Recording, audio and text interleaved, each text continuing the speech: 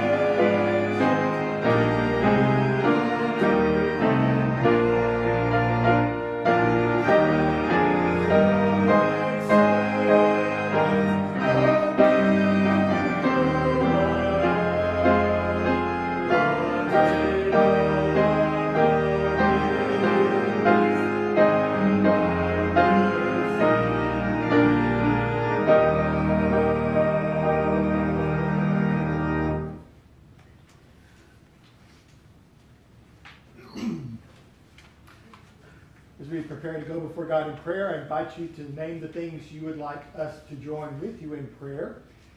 We always begin with our gratitudes, and then we'll go to our concerns. For those of you that are at home, you can place your prayer requests in the comments section. Or are there gratitudes that you'd like to lift today? Yes. Two of them. Our youngest granddaughter graduated from high school last weekend, and our oldest granddaughter gets married next weekend.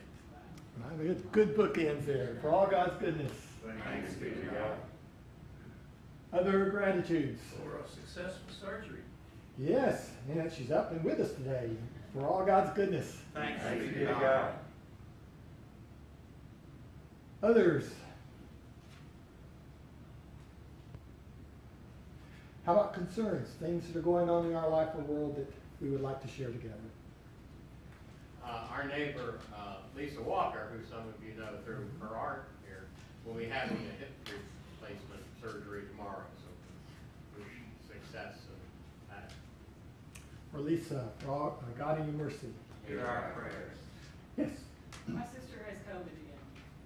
She's not been real sick, but she's got it, and she had it before.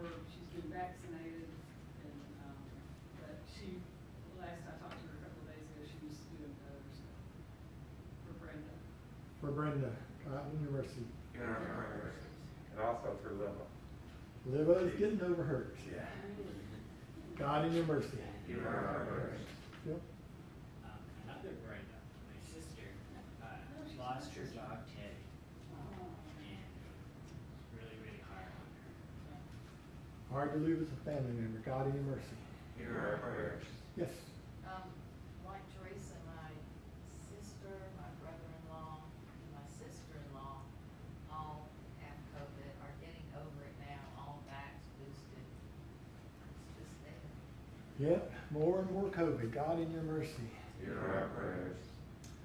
We, of course, want to keep praying for Reverend Pamela. She's still recuperating at home. God in your mercy. Hear our prayers. Right there. For Ukraine and an end to this. For Ukraine. God in your mercy. Hear our prayers. Yes. The election. Elections. Yes, those are happening in Alabama this week. God in your mercy. Hear our prayers. Any others? I have one. Yes. High school classmate of mine just died this week, Ronnie Willis. Really sweet man, had cancer. For a family. Yes. Family Ronnie. God in your mercy. Hear our prayers. Any others? Let's join together as one. Go for God in prayer.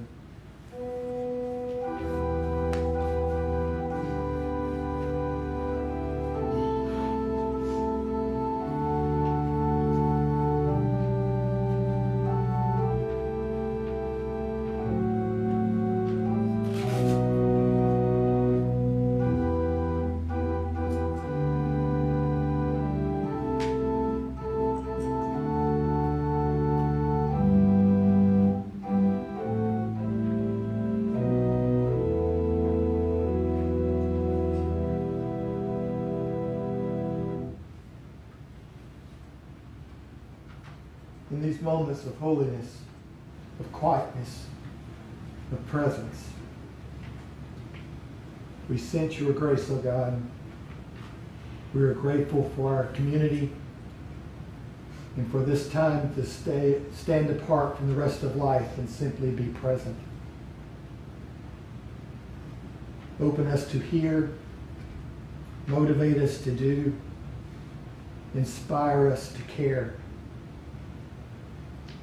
We are grateful to be a part of this community that serves your world. And we are grateful that we have the ability to make your world a better place. Sometimes a little bit, sometimes a lot. For all the ways in which you have blessed us, and for all the ways that you use our lives to bless others, we give thanks as we lift our hearts to you. God of holy hospitality, You make the world your neighborhood. open us to our neighbors as the welcome you embody. For all creatures are your beloved, and all our neighbors to your church. And all your people say, Amen. And I knew there was another one. Lily, they're not here this morning because Lily is sick. So we want to pray for Lily. God, in your mercy. Hear our prayers.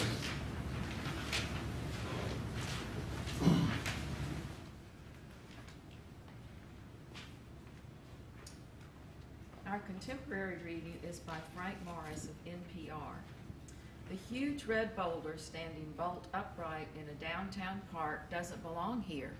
And after almost a century, the Kaw tribe is reclaiming the rock that for generation after generation its people held as a sacred altar. The 20-plus ton quartzite boulder is now bound for tribal land with the hope that it can strengthen the frayed bond between the Kaw, or Kansa, people and the state that took their land and their sacred stone, even their name. There's a little bit of melancholy feeling that I have when I see it, said James Pepper Henry, vice chairman of the Kaw Nation. It's a reminder to us as Kaw people of what has been taken from us. The saga of the stone has come to represent the rough history of what's now known as Kansas. In some ways, it symbolizes what native tribes see as invasion and genocide. He says the Kaw Nation dwindled to only about 160 people. It's since bounced back to more than 3,700. And Pepper Henry said placing the tribe's sacred rock in a tribal setting may help strengthen the connection between the Kansa people and the state of Kansas. We're still here, he said. We still exist. We're not extinct. Sitting or standing, let us offer our reverence for the word from God as found in the book of Acts, chapter 16. During the night, Paul had a vision of a man of Macedonia standing and begging him, "Come over to Macedonia and help us." After Paul had seen the vision, we got ready at once to leave for Macedonia, concluding that God had called us to preach the gospel to them. From Troas, we put out to sea and sailed straight for Samothrace, and the next day we went on to Neapolis. From there we traveled to Philippi, a Roman colony and the leading city of that district of Macedonia, and we stayed there several days. On the Sabbath, we went outside the city gate to the river, where we expected to find a place of prayer. We sat down and began to speak to the women who had gathered there. One of those listening was a woman from the city of Thyatira named Lydia, a dealer in purple cloth. She was a worshiper of God. God opened her heart to respond to Paul's message. When she and the members of her household were baptized, she invited us to her home. "If you consider me a believer," she said, "come and stay at my house." And she persuaded us. Listen for the word from God. Thanks be to God.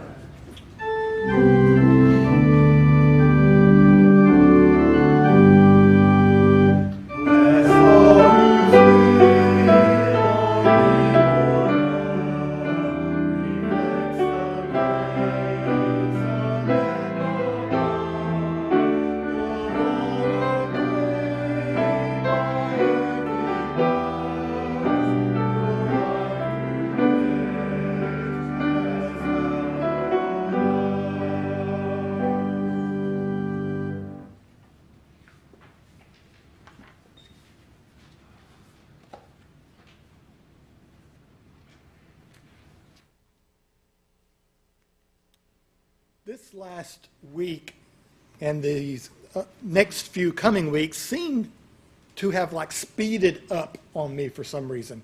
Things are just happening one after the other, and it's been very interesting, some of the things I've gotten to do. One of them, I don't know if you've ever heard about this, but the city of Birmingham puts together what it calls an Academy of Civic Engagement.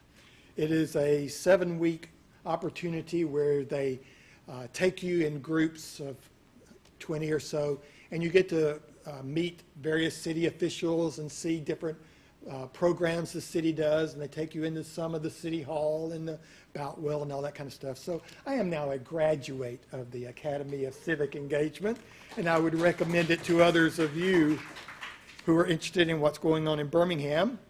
Also, I want to say thank you to Mandy for being with us again today. We always love having her on piano. You may remember that this coming Tuesday is primary day here in Alabama, and I am going to be working the polls that day, so I will be out all day on Tuesday, and I hope all of you are planning to vote wherever you can do that. And last but not least, another thing that's happened that's I'm very, very excited about. You know that there's been a lot going on in Alabama over the last few weeks and months around transgender issues. Just a lot of stuff happening at the state level and all that kind of thing. Well, several of the congregations in the greater Birmingham area, Jewish and Christian and Muslim and others, we have decided we really want to make sure that all the rhetoric that is coming out of our city toward these kids is not the only thing they hear. And so we put together a video that we started streaming yesterday, specifically to the Magic City Acceptance Academy, to send them a greeting about where all the congregations that we represent they are welcome at, and we love them. And in fact, we're going to be going over to the academy and putting up the banners that we created last week. You remember you all wrote to that.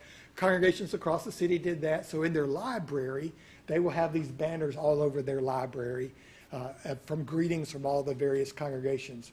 So we're really hopeful that the kids will see that not everything that's coming out of Alabama Voices is what they have heard.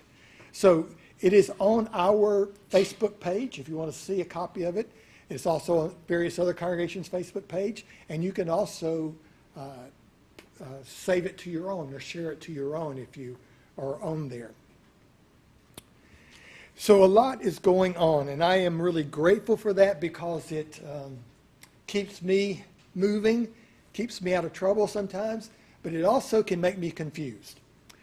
I conducted an experiment this past week. You see, I have a tried and true process that I have used for years about how I construct sermons.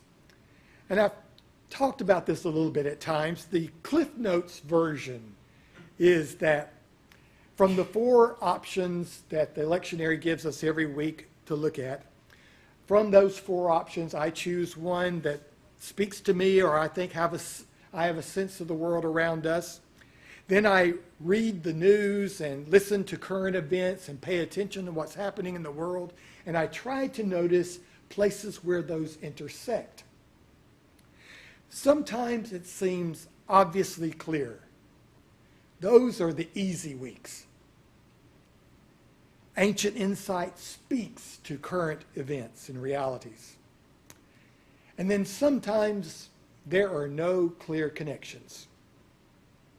You might remember Easter Sunday was one of those recent examples where I really had to struggle with how the message of Easter and the reality that was happening in our world just were not jiving for me, and it was putting me in a conundrum that was unexpectedly troublesome.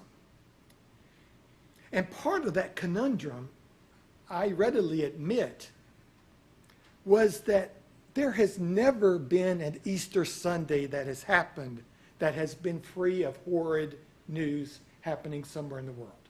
There's always something going on awfully somewhere. So why did this last particular Easter have kaleidoscope flashes around it when other years did not? Now, I know some of the reasons, but I don't know all the answers, but I have learned to pay attention to those moments.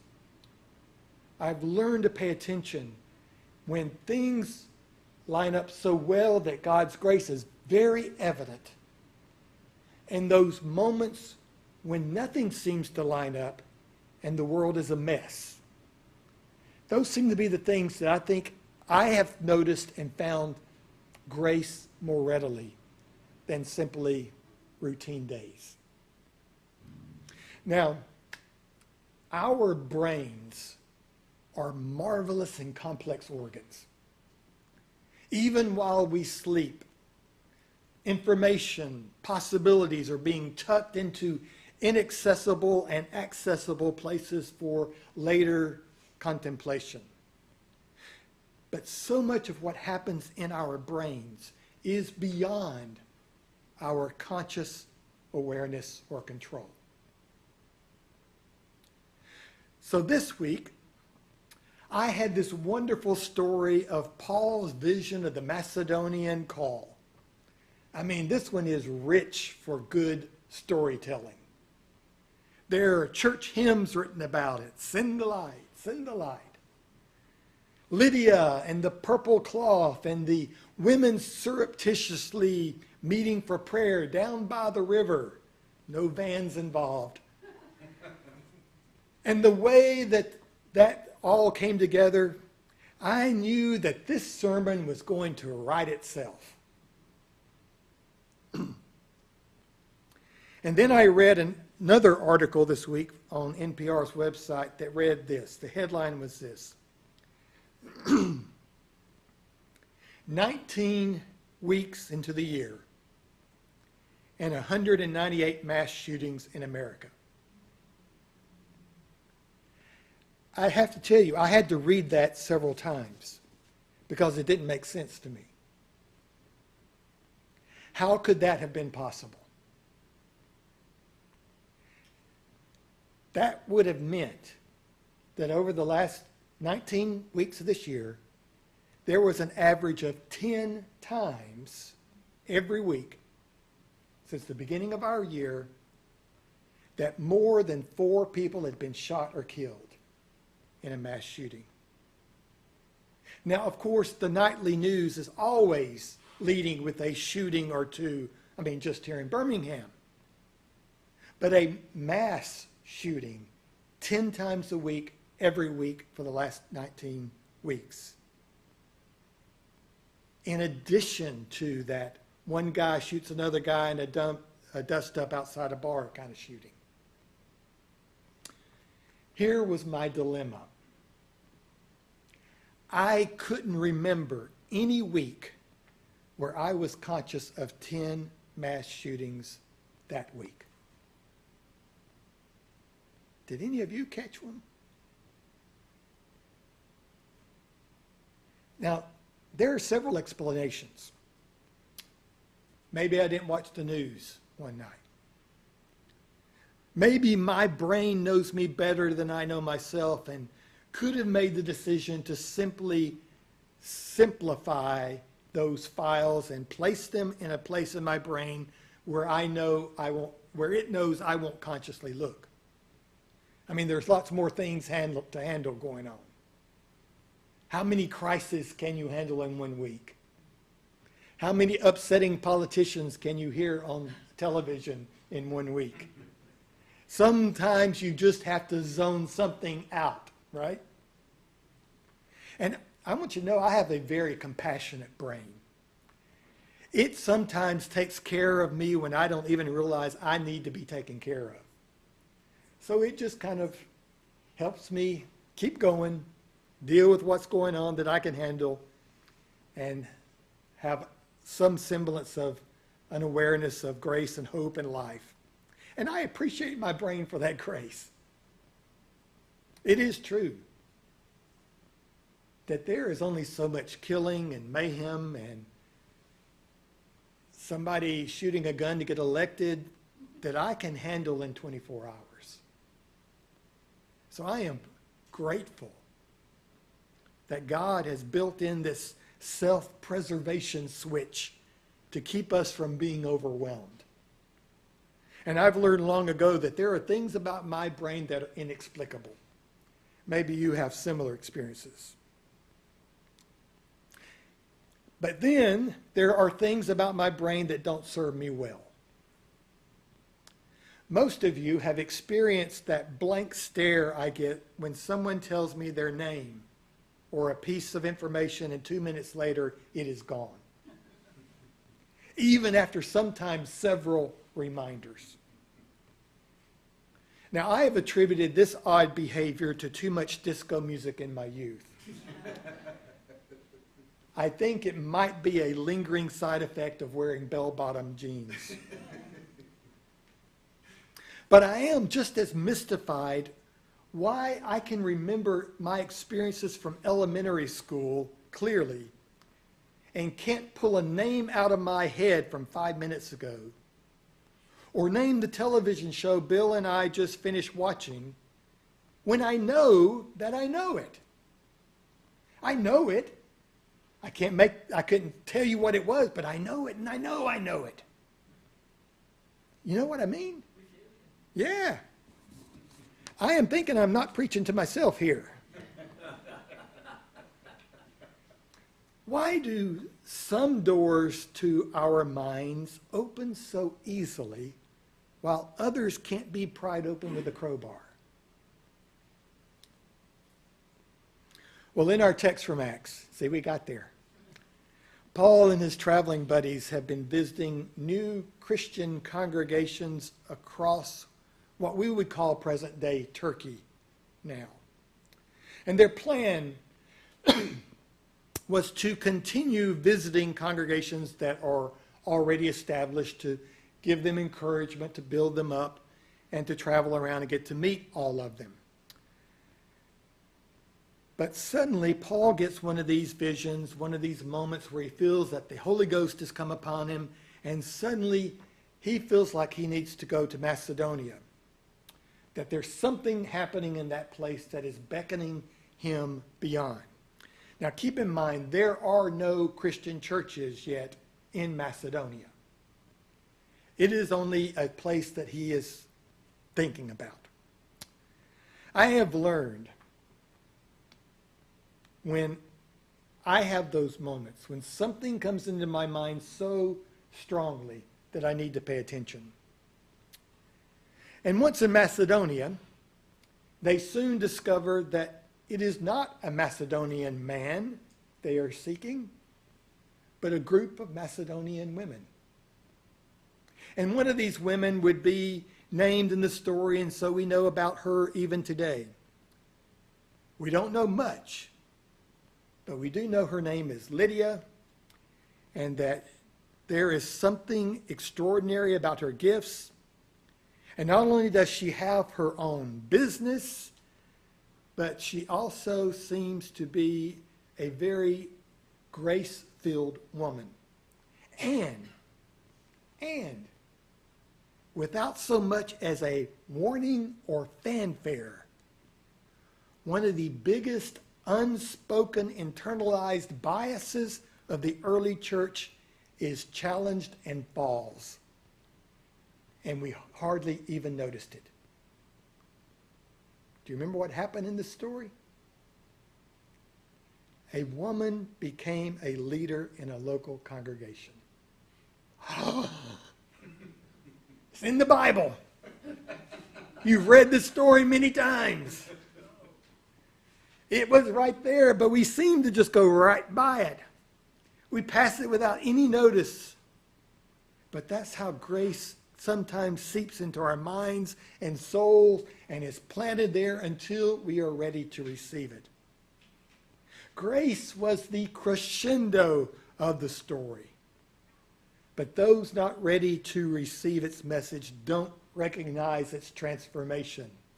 And neither has most of the church for 2,000 years.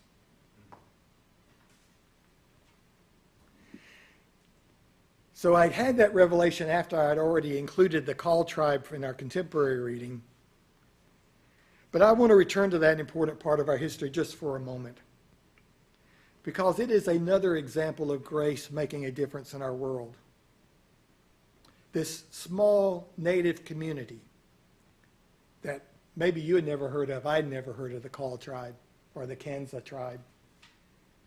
I did know most states are named after Indian tribes, so that makes sense.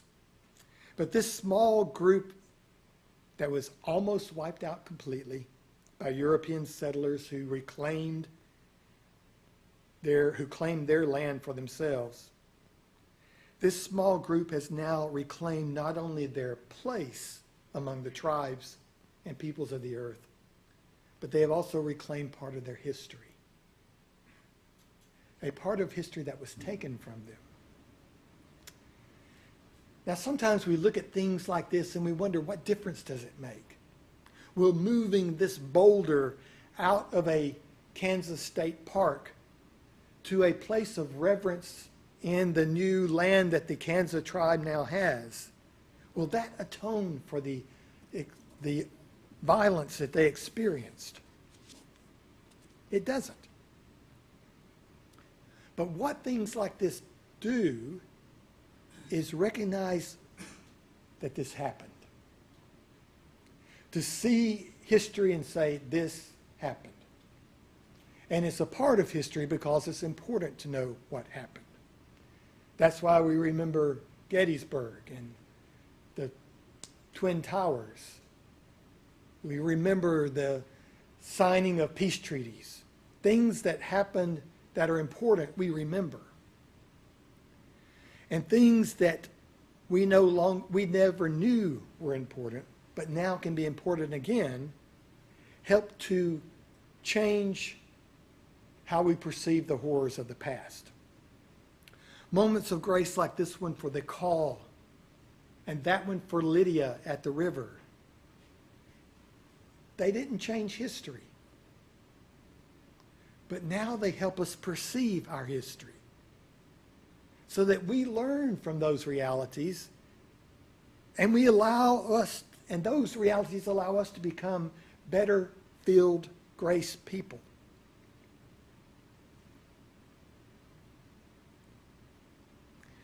So much happens in one day of our lives. Every one of us are filtering things out. Hopefully not right now. But at some point in your day, you're going to filter things out of your mind. One day in the future, our descendants may play Alabama political ads from 2022 as an example of how so many people in our times have been seduced into hate and exclusion because grace has been left out of that story. And their minds, like ours, have the capacity to allow into consciousness both that which perpetuates our own limitations or frees us to perceive and multiply grace wherever we find it. And my hope is that the future will look at what is happening in our world right now in 2022 with the same wisdom and gratitude that the Kaw feel about receiving their history back with dignity. I hope they will feel grateful that their present is no longer like our past. Christianity, from its very beginning into the vast future, is constantly searching for where God will take us next. We simply get to choose whether we open the door. We get to choose whether we remember. And we get to choose what's important to remember. And it just might be one of our most important spiritual graces. Amen. We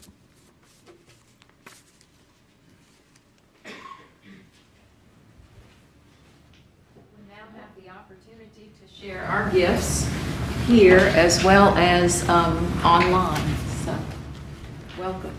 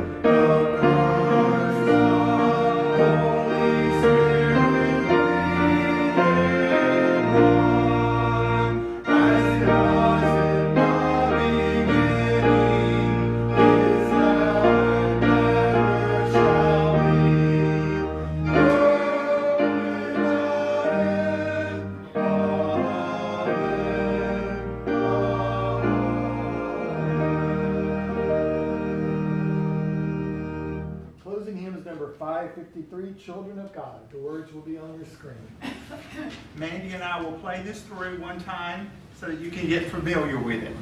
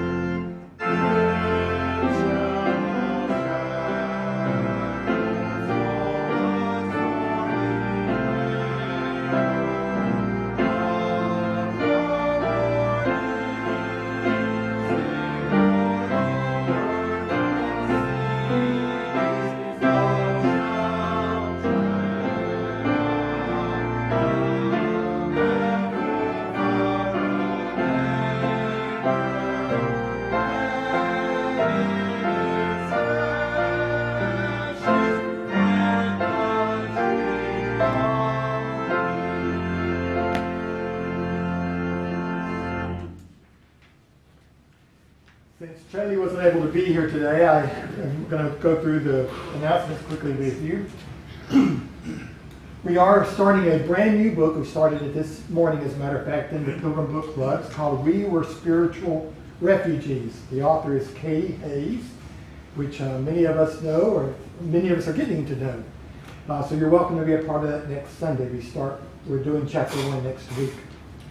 Thank you for our worship leaders today. Thank you for those of you that are signed up for next week. And if any of you would like to be a worship leader, there are lots of spaces available. It's out on the worship welcome table out there.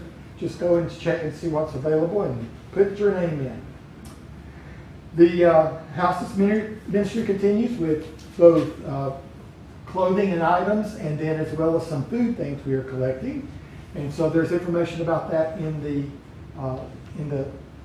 fellowship hall as well, if you would like to get a list of that. Mother's Day art show. You see that the art show is still going on. This will be here through the end of the month. So take a moment to visit that. And those of you that are outside of the sanctuary right now, please come by anytime excuse me, during the week. The AIDS Memorial Quilt is coming on June 1st through the 5th, and we are co-sponsoring that with several congregations. It is being housed at the Woodlawn United Methodist Church, and those are the times and dates for it. We do have some of our folks signed up to be volunteers at 2-hour slots for that. If you would like to be a volunteer, just see me and I'll get you on the schedule for that. It is a very moving experience. If you've never seen the AIDS Memorial Quilt, it is very powerful, and they are bringing some of the quilt squares that have local people on them too, so you'll get to maybe see somebody you know. Recycling here at United Church Center. We have a kitchen full right now. In fact, we've got to get what we've got in there back out to the recycling center, but those are the items that we are currently collecting. And then Pride is coming up, June 2nd through the 12th, or the main events. June 2nd is the interfaith service. This is where all the congregations are coming together, particularly those ones that I mentioned earlier in the service that are working around challenging this thing that's going on in our state right now around transgender issue. As a result of that, That service on the 2nd at the Unitarian Universalist Church at 6 p.m., that's a Thursday night, it's going to be focused primarily around blessing our transgender kids. So families with transgender kids have been invited to be a part of that service, and all the clergy and all the congregations that are supportive will be there that evening, and we encourage you to be a part of this. It's going to be a very different kind of Pride service than we have typically had.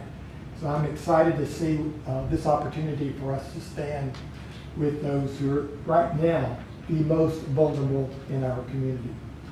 And then you see the parade and the festival are going to happen that week of July 11th and 12th, and we will be a part of those. We need marchers, and we need folks to be out at the booth during the festival. So lots of opportunities to volunteer. Did I get everything? Oh, Southeastern Conference, yes, thank you. Southeastern Conference is coming up the 24th to the 25th. It's going to be in Montgomery this year. You can go and be in person, or you can also do it online. You have a question? That the 2nd of June, that's going to be at the Unitarian Church? Yes. That Thursday night is at the Unitarian Church, and all of us are going there. Yes? This is not an announcement. What about Bob's father? Bob's father. Yes, we should have prayed for him. Thank you. See, my mind didn't get that one. Okay. Bob Young's dad had COVID and was hospitalized. He is home, and his mom is also not doing well, but they're doing better. I got a note from him just this morning. So, sorry, Bob. We are praying for you now and thinking about you guys, and sorry you wouldn't be here with us. Thank you. Anything else? Come back and see us soon. I will. Like we've got some dates. We'll Okay. talk. Thank you for being here today. Thank you for your life and presence. I am grateful for these moments that we get to share. For when we're in the same room, it reminds me of our connections. So I hope that throughout this week, whether you are at home or you're in this room right now, that you will experience that connection that reminds you that you are a part of God's grace and that we are glad that you are a part of the program. Let us stand and sing, Send the Light. Send We the have light. heard the Macedonian call.